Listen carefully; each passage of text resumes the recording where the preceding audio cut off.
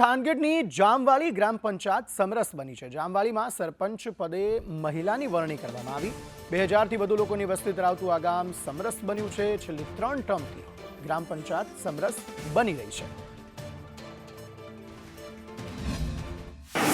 આ વખતે ગામના લોકો તરફથી સરપંચ તરીકે મને સ્નાન આપ્યું છે। જે રીતે હું જવાબદારીપૂર્વક સરપંચ તરીકે ગામના વિકાસ માટે હું આગલા 5 વર્ષમાં વિકાસ કરી શકું એવી જવાબદારી હું લઉં છું। ઉદાહરણ પૂરું પાડ્યું છે।